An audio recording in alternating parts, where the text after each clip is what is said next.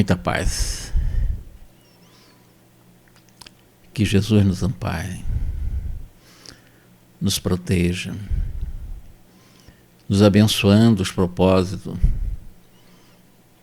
a fim de podermos levar a mensagem a cada um dos nossos irmãos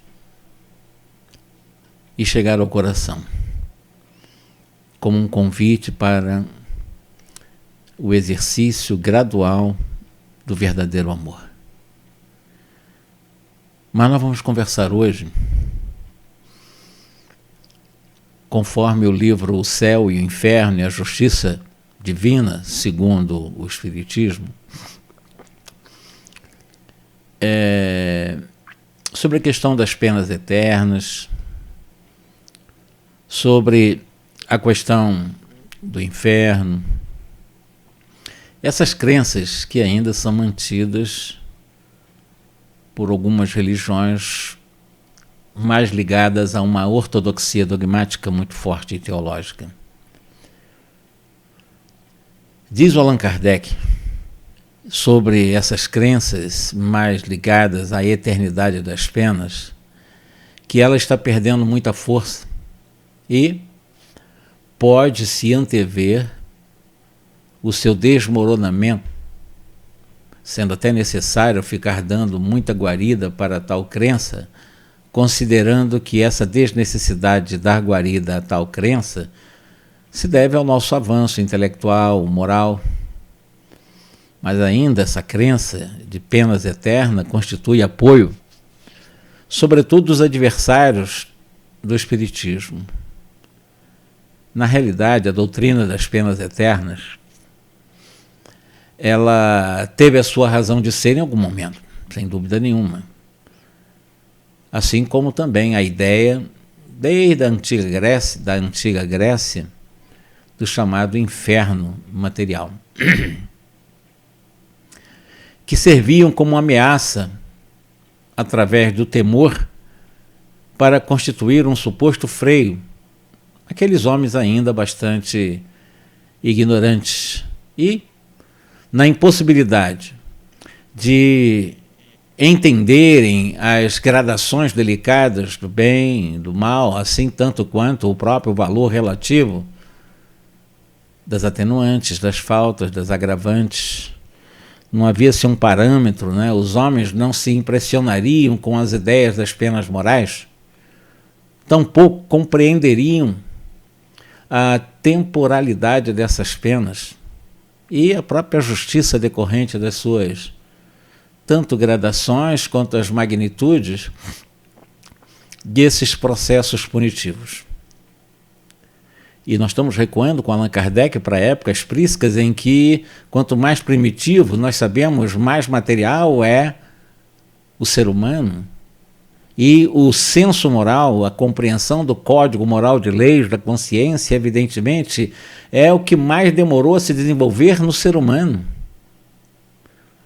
Na realidade, e é exatamente por isso, que não pôde fazer de Deus, o homem, né, dos seus atributos e da vida futura, senão uma ideia imperfeita, vazia, por várias razões, pela própria ignorância, principalmente.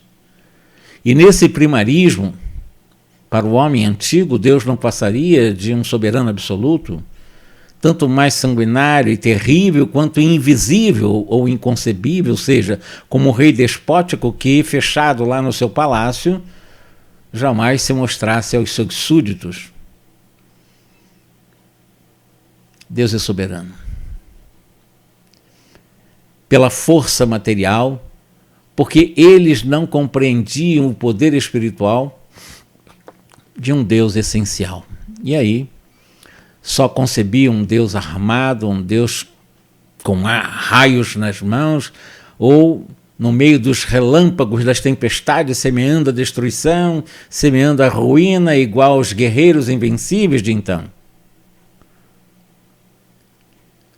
Em épocas antigas, bem remotas, um Deus generoso não seria um Deus, porém um ser fraco, sem meios de se fazer obedecer, para o imaginário daqueles homens primitivos. Portanto, a vingança implacável, os castigos terríveis, os castigos eternos, nada tinham de incompatíveis com as ideias que se faziam em vários núcleos de seres, pelo menos no início das civilizações, sobre o Criador. Um Deus implacável, também ele, o homem, nos seus ressentimentos, cruel para com seus inimigos, adversários, implacável para os vencidos, Deus, que lhe era superior, deveria ser ainda mais terrível. Essa era a pintura, o quadro que se fazia sobre Deus. E para tais homens era necessário crenças religiosas de acordo com a natureza rústica dos seus potenciais de compreensão. Uma religião toda espiritual, uma religião de amor, uma religião de caridade, não podia aliar-se àquela brutalidade daqueles costumes, das paixões de épocas remotas. Considerando essas análises feitas por Allan Kardec no livro O Céu e o Inferno, dá para nós compreendermos, voltemos a Moisés, 1200 e poucos anos antes de Jesus, e a sua legislação bem draconiana, bem severa, bem rigorosa, exatamente para conter o povo indócil, também ignorante, e o de haver feito de Deus um Deus até certo ponto bem vingativo. A época de Moisés exigia que, de alguma forma, a doutrina de Jesus, por exemplo, se fosse pregado à época de Moisés, não encontraria eco e talvez a doutrina de Jesus fosse até anulada. Cada época, a compreensão possível dos seres humanos encarnados. E à medida em que o homem crescia intelectual e moralmente, de forma gradual, esse véu material ia se lhe dissipando pouco a pouco, e, evidentemente, à medida em que havia essa dissipação, sob o ponto de vista desse distanciamento da ignorância, esse véu materializado de ignorância, o homem ia se habilitando a compreender as coisas mais essenciais, mais espirituais. Na época de Jesus, ele mesmo, o Cristo, de alguma forma, ele pôde proclamar, ele conseguiu proclamar um Deus clemente, ele pôde realmente pregar e mostrar para nós através de passagens maravilhosas narradas, por exemplo, por Lucas no capítulo 6, versos 27, quando ele diz: amai-vos uns aos outros e fazei bem àqueles que vos odeiam. Impensável isso na época de Moisés. Ele que trouxe, já resgatando de Hammurabi, olho por olho e dente por dente, a lei de Italião, totalmente ressignificada por Jesus. Ora, os homens que viviam no tempo do Cristo seriam almas criadas e encarnadas naquele instante de Jesus?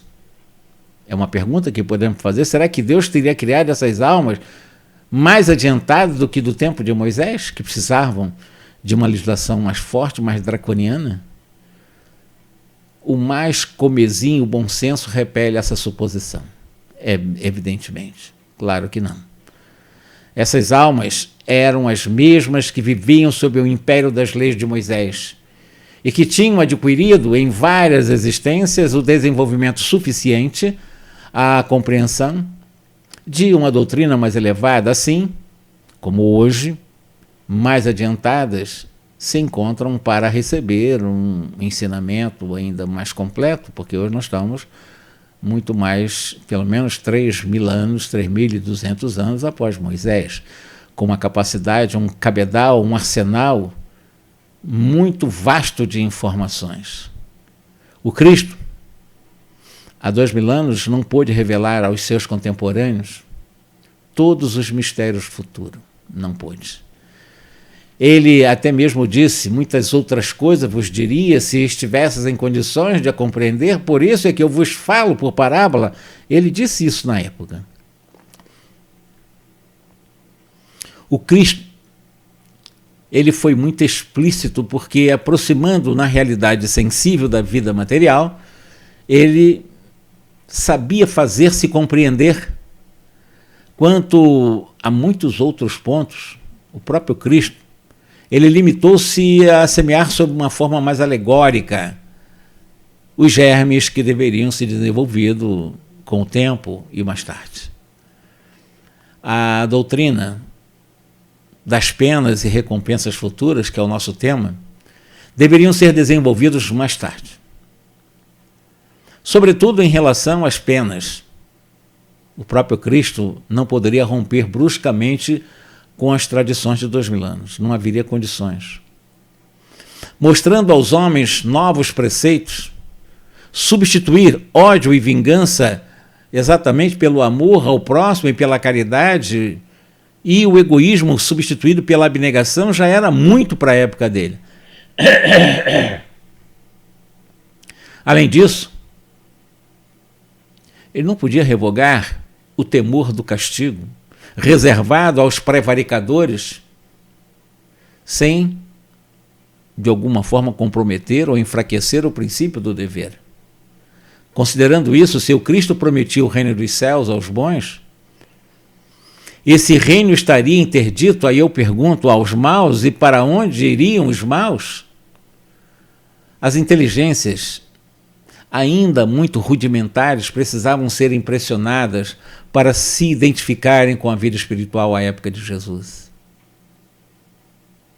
E nessas circunstâncias, para chegar ao nível dos menos esclarecidos, o nosso mestre não podia abrir mão de imagens concretas, evitando ideias mais abstratas, mais subjetivas.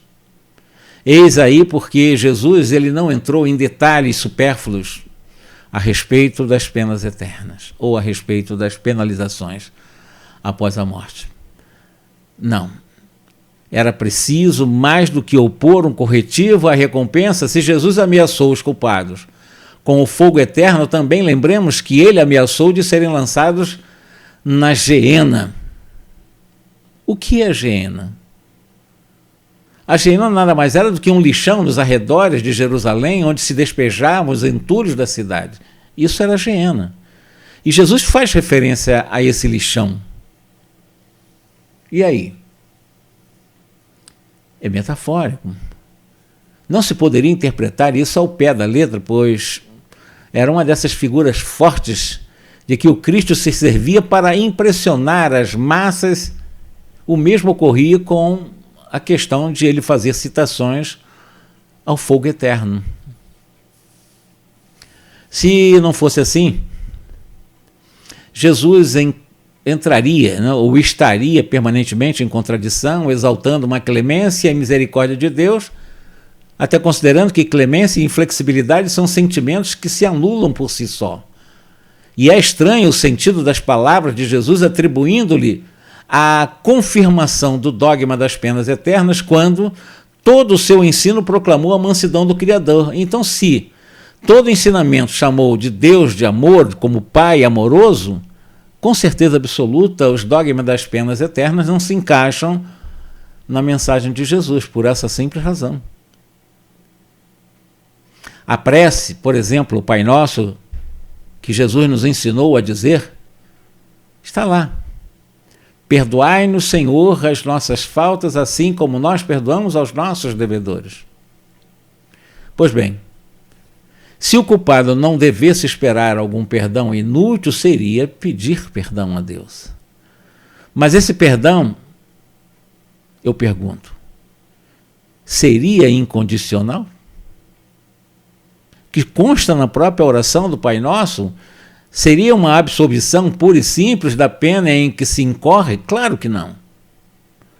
A medida desse perdão está atrelado, subordinado exatamente ao modo pelo qual se haja perdoado, o que equivale a dizer que não seremos perdoados desde que não perdoemos. Está lá bem claro no Evangelho, pelo menos na prece, o Pai Nosso. Deus, fazendo em sua compaixão máxima e do próprio esquecimento das ofensas que cometemos, uma condição absoluta, não podia exigir de cada um de nós, fracos ainda que somos, né, diante dele, onipotente? O Pai Nosso de Jesus Cristo, pensemos bem, é um protesto cotidiano contra a eterna vingança de Deus dos antigos. Vingança de Deus? Vocês imaginaram Deus vingando-se?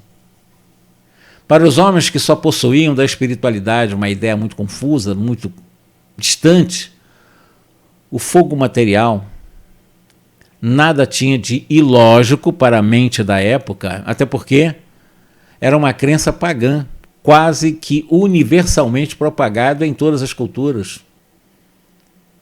Da época de Moisés, pós-Moisés, na época de Jesus, igualmente a própria condição de visão ou concepção, a eternidade das penas nada tinha de ilógico para a época. Para homens submetidos a legislações do terrível Jeová, por exemplo, trazendo para a cultura hebraica, né, aquele Jeová dos séculos, então o fogo eterno era uma simples figura, porém interpretada ao pé da letra pelo povo. E para Jesus, seria válido se servisse de freio às paixões humanas, se fosse freio, o que não constituiu como freio das paixões. Jesus sabia que o tempo e o progresso se incumbiriam de explicar o sentido alegórico dessa crença das penas eternas, sobretudo como espírito de verdade que viria esclarecer a todos nós muito mais coisas, muito mais princípios.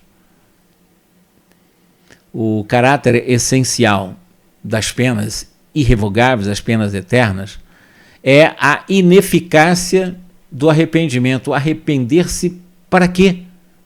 Se considerarmos esse caráter essencial das penas irrevogáveis.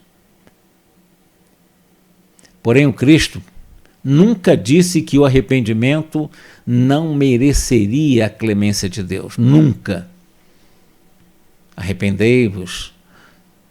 E, como nós vamos ver, ao contrário do que muitos poderiam pensar, daqueles que creem nas penas eternas, ao contrário, sempre que Jesus pregava, ele falava de um Deus clemente, um Deus misericordioso, um Deus solícito em receber o filho pródigo que voltasse ao lar fraterno. Lembra-se da parábola do filho pródigo? O filho que saiu como ingrato, ao voltar, recebeu um abraço amoroso do pai, deixando até o outro que supostamente fosse fiel ao pai com inveja e com ciúme? Porque Deus é amor. Deus é um prodígio de amor. Enérgico, sim, para os transgressores obstinados. Não Deus, porque Deus não pune. O próprio transgressor obstinado é que se pune por um processo de rebeldia e afastamento da luz. Porém, se ele estiver pronto a modificar a penalidade também que ele próprio aplica a si mesmo, se ele se auto-perdoar pelo arrependimento, ele sai das condições que está. Porque Deus não pune, Deus ama. Deus é misericórdia.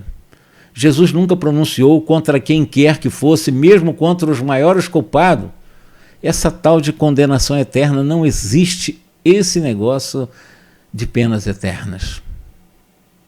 Todas as religiões primitivas, revestindo o caráter dos povos, tiveram deuses guerreiros que combatiam à frente de exércitos.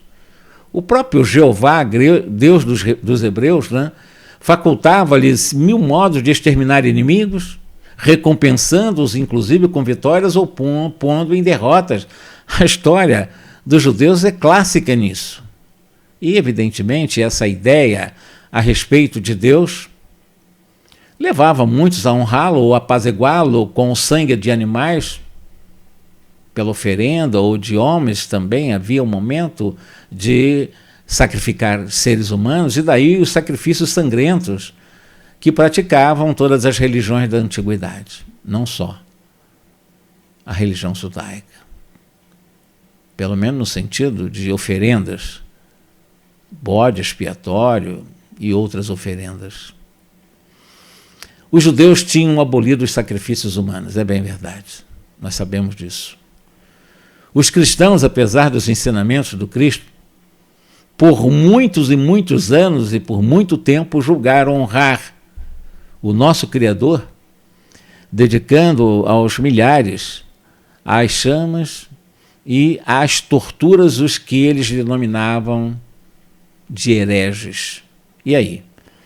Isso constituía, sobre outra forma, verdadeiros sacrifícios humanos, pois que os promoviam as pessoas para a maior glória de Deus com o acompanhamento de cerimônia religiosa na Inquisição, jogando seres humanos na fogueira da intolerância. E aí, hoje, exatamente hoje ainda, invocam o Deus dos exércitos antes do próprio combate. Glorificam-no após a vitória. Obrigado, meu Deus, depois de se matar seres humanos.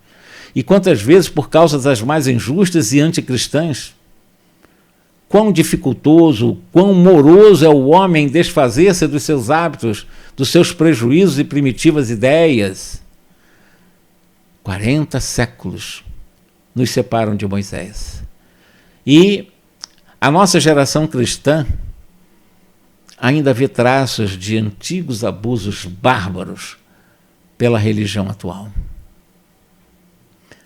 Foi preciso a poderosa opinião dos não ortodoxos para acabar com essas fogueiras inquisitoriais, a fim de que pudéssemos compreender um pouco melhor a verdadeira grandeza de Deus. E longe dessas fogueiras inquisitoriais, prevalece ainda hoje as perseguições materiais e morais tão entranhadas no homem, essa ideia da crueldade divina, ainda no subconsciente.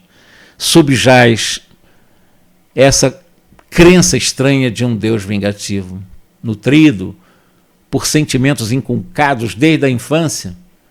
Poderemos nós, os homens, entranharmos de que, pelo menos ficar bastante confuso ou estranharmos que Deus, aqui esse Deus que nos apresenta, um Deus vingativo, um Deus da religião A, B ou C, que veste a camisa de tal qual religião, lisonjeado por atos bárbaros.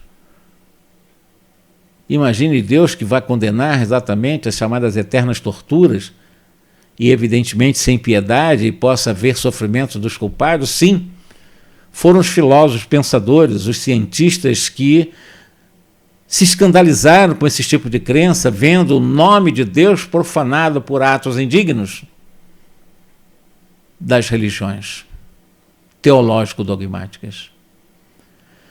São eles, os filósofos, os pensadores, os cientistas, que o mostraram aos homens na plenitude da sua grandeza, despojando das paixões e baixezas atribuídas por uma crença menos esclarecida. Então eles tentam resgatar Deus de uma forma racional. E nesse ponto, a religião tem um ganho de dignidade, mas tem perdido em prestígio exterior.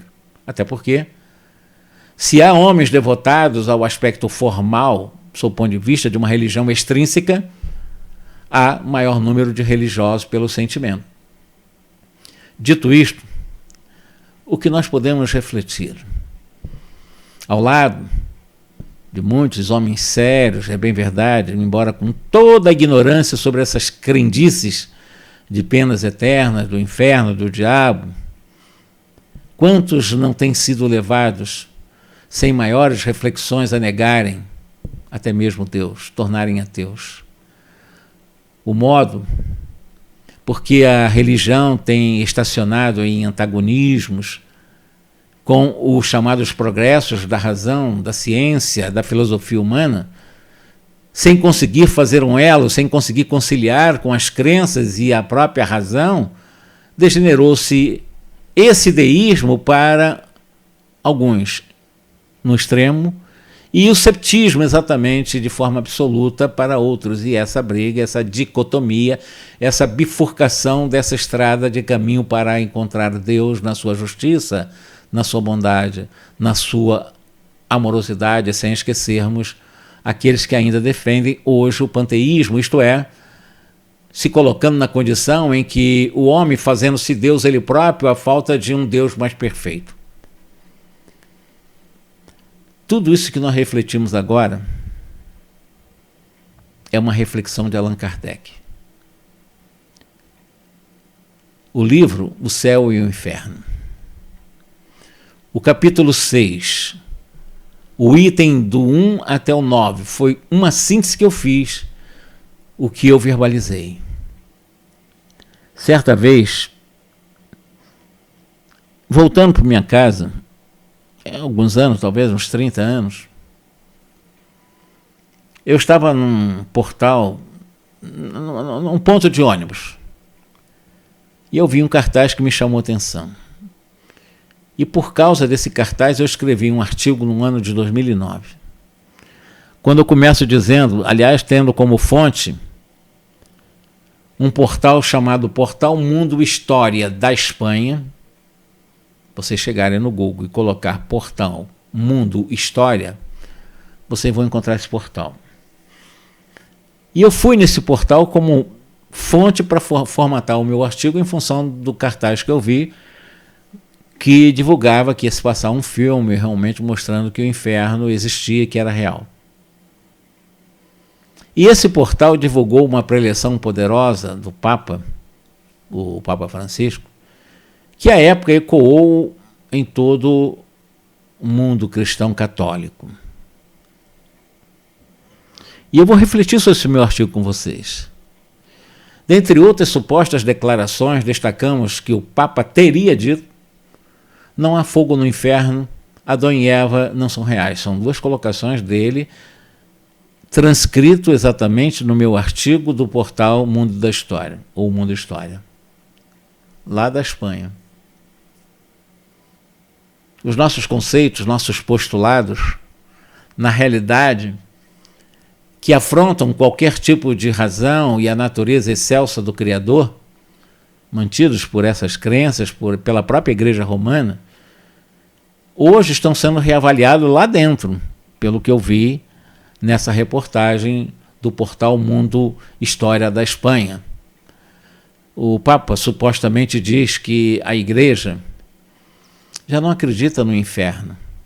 Essa doutrina, para o Papa, segundo o portal, é incompatível com o amor infinito de Deus. Deus não é um juiz, Deus é um amigo, Deus é um amante da humanidade. Deus nos procura não para condenar, mas para abraçar. Supostamente essa frase veio do pai da Igreja de Roma.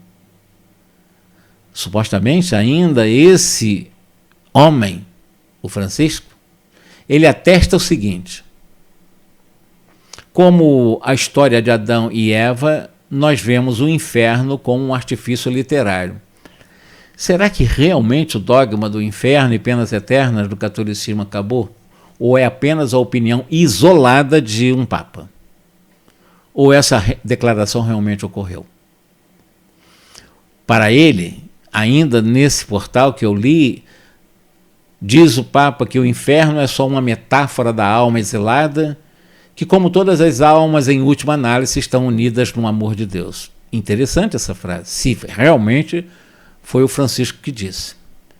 E de qualquer maneira, sabe-se nos bastidores que eu digo do Vaticano, da Santa Sé, que muitos da chamado alto clero da igreja, nós bispos, cardeais, teólogos católicos, eles têm debatido na cidade lá do Vaticano sobre tudo o futuro da própria igreja católica e de uma redefinição das doutrinas, né? De uma redefinição, uma ressignificação, uma releitura de dogmas. Será que eles estão fazendo isso? Já foram 2 décadas praticamente que o Papa está no comando. E ele fez essa declaração no início, me perdoe o termo, né, do seu mandato, do seu reinado, porque ali é do seu império, né? Para Francisco, a verdade religiosa evolui e muda. A verdade, ela não é absoluta ou imutável. Segundo ele, Deus habita em nós e em nossos corações. Muito interessante a fala do Papa nesse momento. E eu estou falando tudo isso porque eu construí uma ideia de penas eternas com Allan Kardec, e hoje sabemos que quase todos os padres acreditam em penas eternas e no inferno, e de repente, em algum momento, nesse interregno, até hoje, até o começo do papado, do reinado deste atual Papa, ou do comando da igreja, por esse atual Papa, ele faz essas declarações que eu mostrei para vocês no portal Mundo História da Espanha.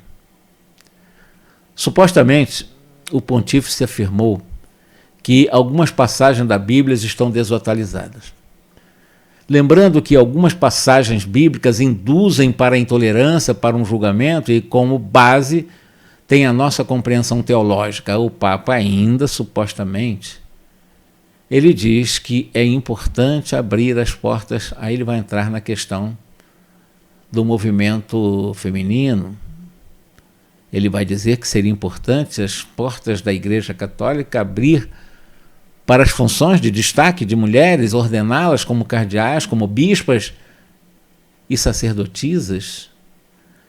E tem esperança de que um dia haja um Papa feminino, segundo ele. Portal citado aqui na nossa fala. E que se não permita qualquer porta que está aberta para um homem seja fechada para uma mulher, Papa Francisco, segundo esse portal. Na Itália, há exatamente um axioma, né? Uma frase, em relação a tudo que eu falei do Papa, que diz: se non è vero, è ben trovato. Em tradução livre, se não é verdade, foi muito bem contado. Essa estrutura desse texto atribuído ao Papa em relação ao tema que nós estamos estudando, penas eternas.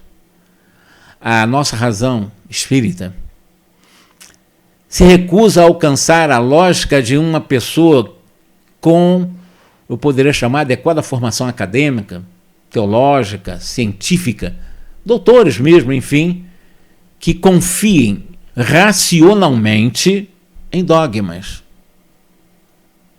Certa vez, aí eu entro na história.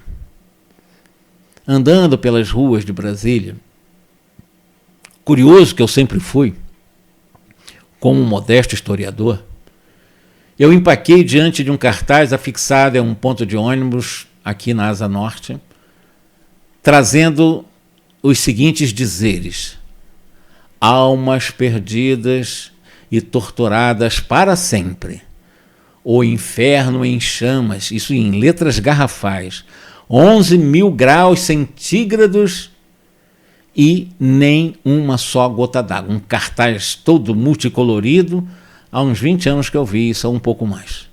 Um ponto de ônibus aqui em Brasília. E o que era esse cartaz? A divulgação de um filme que seria exibido numa igreja local.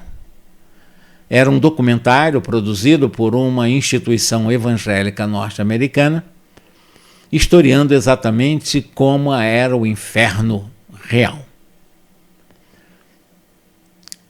A doutrina espírita, ou Consolador Prometido, é uma concessão de Deus para que nós possamos enfrentar essas comoções provocadas por essas teologias caducas, inócuas.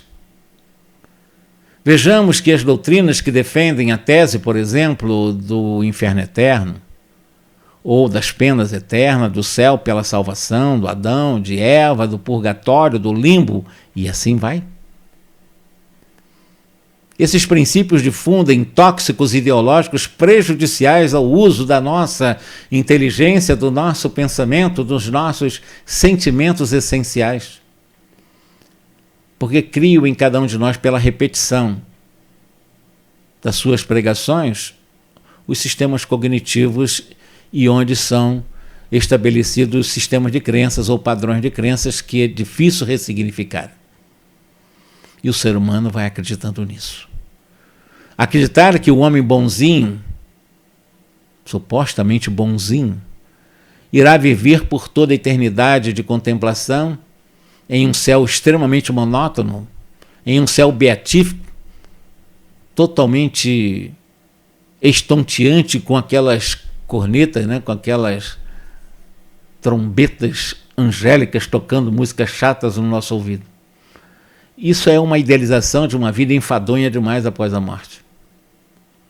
Sobre o céu, aprendemos aqui nesta obra, que eu chamo de O Céu e o inferno e a justiça divina, segundo o Espiritismo, que houve uma época em que a crença mais comum era de haver vários céus.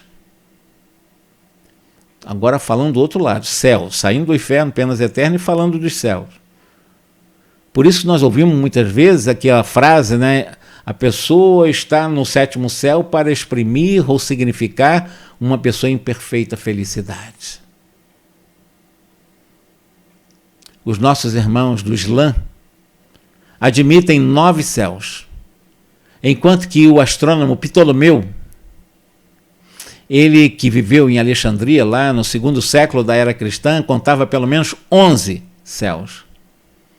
A própria teologia da Igreja Romana admite 3 céus. Claro, dentro de uma visão que nós chamamos de geocêntrica. Graças a Nicolau Copérnico, grande pensador, no século XV, foi dado um grande passo em direção à moderna astronomia, destruindo as teorias geocêntricas ptolomaicas, que eram as bases que fundamentavam as teses dos vários céus, tendo a Terra fixada e, a partir da Serra, os chamados céus, coelos, que é em latim, né?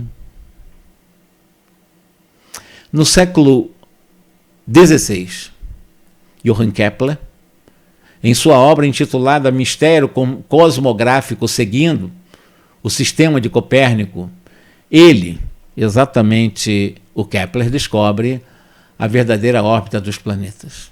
Posteriormente, Galileu, com as pesquisas de Kepler, criou a chamada mentalidade da cosmografia científica, escancarando espaços e portas para a síntese de Newton, mais tarde, que é a base de toda a teoria astronômica ainda hoje. Embora já estamos falando de astrofísica, no campo quântico, Isaac Newton, por exemplo, no século XVII, aplicou os princípios da mecânica aos fenômenos celestes.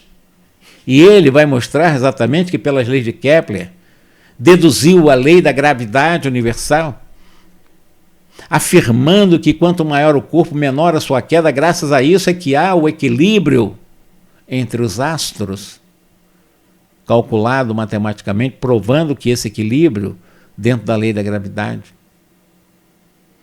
Hoje, a ciência tenta explicar com segurança a formação de galáxias, de estrelas. Temos conhecimento de que existem 100 bilhões de sóis na Via Láctea, na nossa galáxia. Só na nossa galáxia, 100 bilhões de sóis. Configurando-se os planos do universo de Deus, desafiando a própria inteligência humana. Hoje existem trilhões de galáxias infinitamente muito maiores do que a nossa reduzidíssima Via Láctea. Via Láctea com esses mais de 100 bilhões de sóis.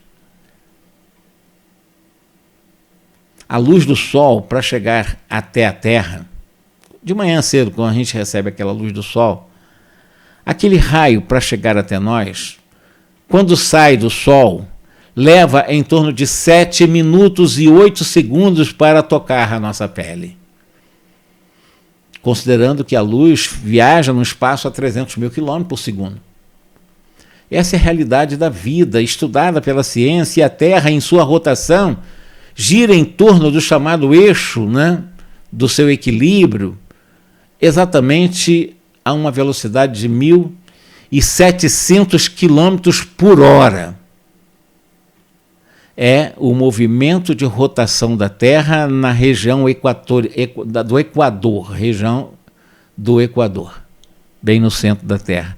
Ali, se for medida a velocidade, vai dar exatamente em torno de 1.700 km por hora. No centro da Terra, na região da linha do Equador.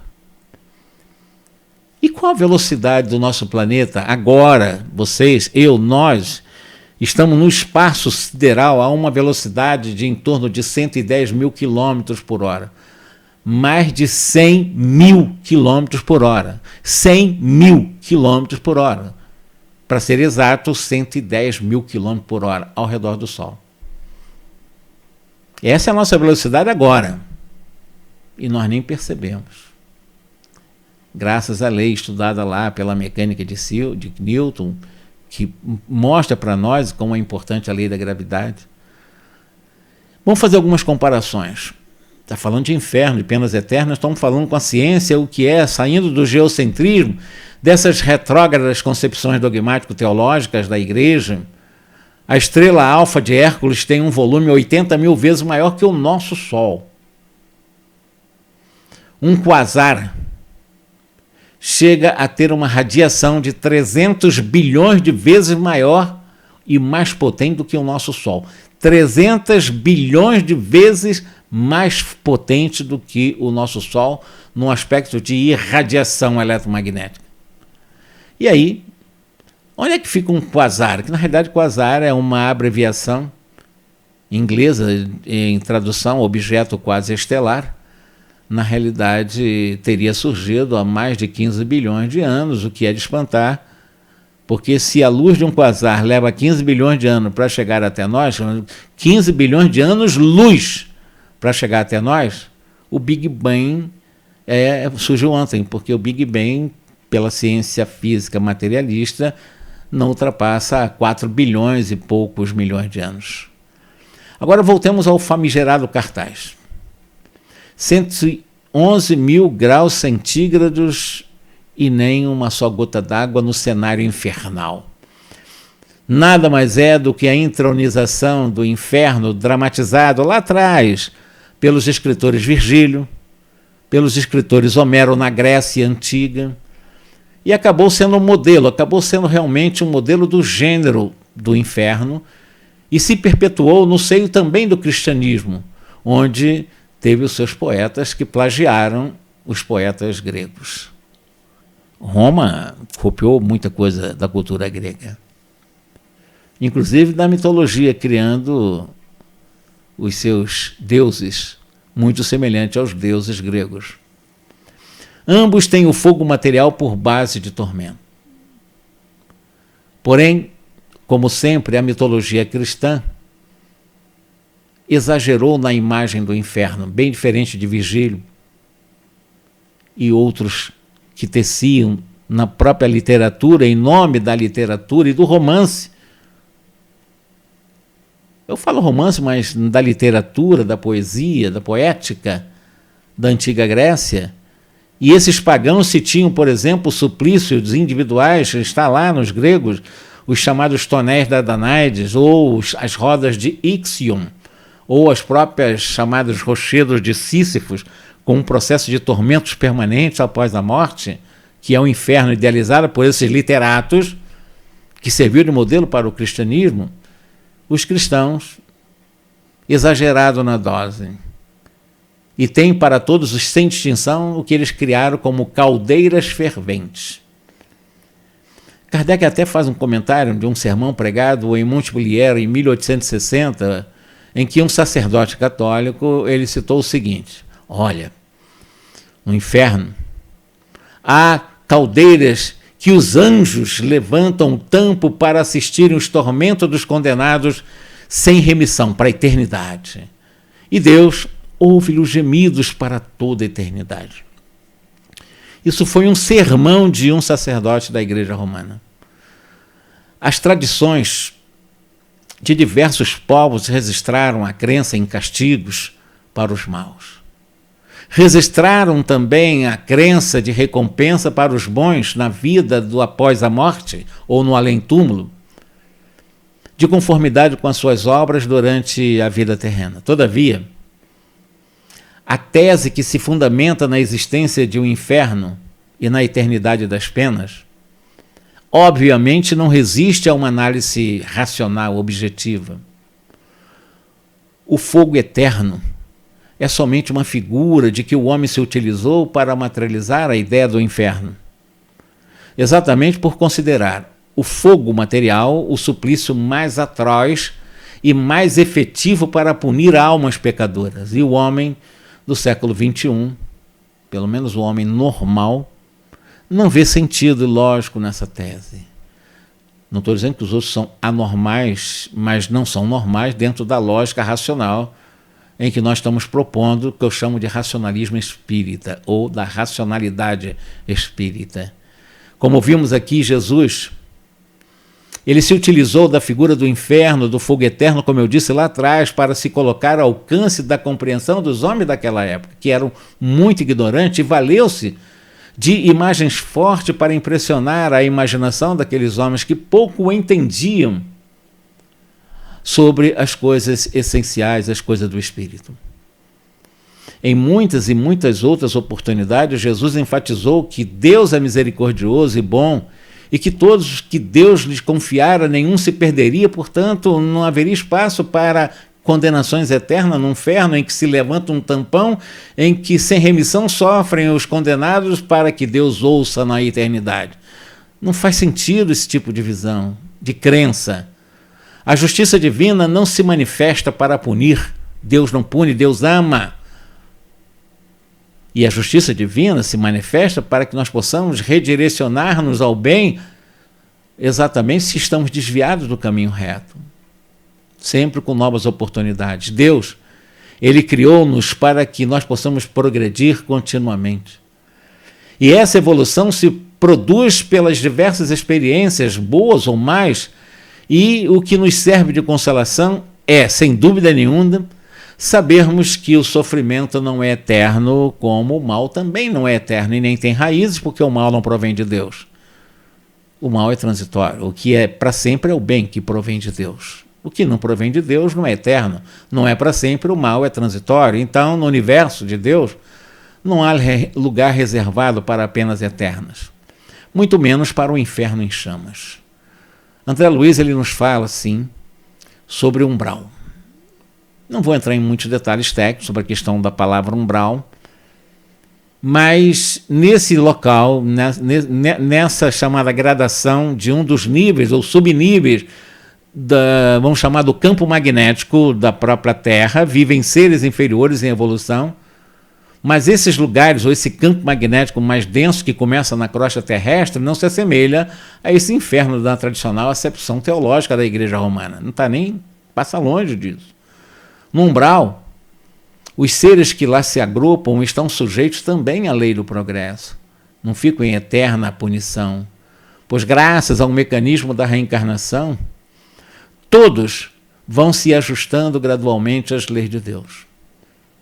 Tornando a citar o empenho do Papa Francisco, lembremos que ele já revelou outras opiniões polêmicas que a própria Cúria logo desmentiu. As afirmações que citamos acima, atribuídas a ele, que eu li agora mesmo, parece que foram até inventadas de uma forma hilária, né, um pouco meio satírica, o que também não invalidaria essa abordagem do tema sob o enfoque espírita. Evidentemente, papas revolucionários sempre foram problemas para o Vaticano. Na obra A Caminho da Luz, Emmanuel, ele narra, em sua narrativa, ele mostra para nós sobre o Papa Clemente XIV, quando tentou extinguir a chamada Companhia de Jesus no século XVIII, com o seu breve Dominus, exatamente Act Redemptor. E quando ele assinou o Dominus Act Redemptor, o rei exclamava desolado, quando ele assinava, assino a minha sentença de morte, eu sei, mas obedeço à minha consciência. E não deu outra. Em setembro de 1774, o grande pontífice entregava a sua alma a Deus em meio das mais terríveis e horrorosos padecimentos vitimados por um veneno que lhe apodreceu lentamente o corpo. Ocorreram algumas ameaças a esse atual Papa, assim, na época que ele assumiu. E não é à toa que ele implora orações, inclusive várias vezes ele pede oração para ele, para sua alma, seguramente por ter consciência de que ele pode ser um estranho no ninho. E está sob a mira das chamadas falanges, chefe das trevas, encarnados, desencarnados, da máfia italiana, não sei, que estão engendrando fórmulas e, com certeza absoluta, que possam alcançá-lo, expulsá-lo do corpo físico, trucidá-lo, precisamente como fizeram com os papas Clemente XIV, como eu lembrei aqui, o próprio João Paulo I, que foi assassinado também, sem dúvida nenhuma.